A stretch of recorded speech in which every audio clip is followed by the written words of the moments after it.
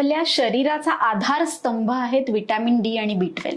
तर त्यांना संतुलित राखायलाच हवं आपल्या शरीरामध्ये. मग त्याच्यासाठी आपण एक छोटंसं म्हणजे मशरूम सूप आहारात घेऊ शकतो, की जे व्हेजिटेरियन्स पण घेऊ शकतात, नॉन व्हेजिटेरियन्स पण घेऊ शकतात, की त्यांनी दोन्हीचं आपल्या शरीरामध्ये संतुलन योग्य राखायला मदत होते. किंवा आहारामध्ये आपण कपभर दूध जायफळ घालून घेऊ शकतो, की त्यांनी शांत झोप पण लागते, हातामध्ये येणाऱ्या मुंग्या कमी होतात. आपण म्हणतो ना सेंट्रल नर्वस सिस्टीम मध्ये जे काही हार्मोनल चेंजेस होत असतात त्यामध्ये पण जायफळाने आणि दुधाने फरक पडतो.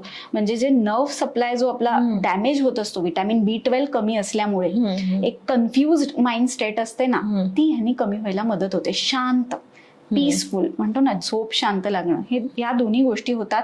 आणि आपोआप त्यामुळे तो आपण म्हणतो ना तो सिंथेसिस प्रॉपर होऊन शरीरामधलं विटॅमिन D3 हे आपोआप चांगलं निर्माण व्हायला लागतं. किंवा बी12 सप्लिमेंट्स आवश्यकतेनुसार घ्यायच्या.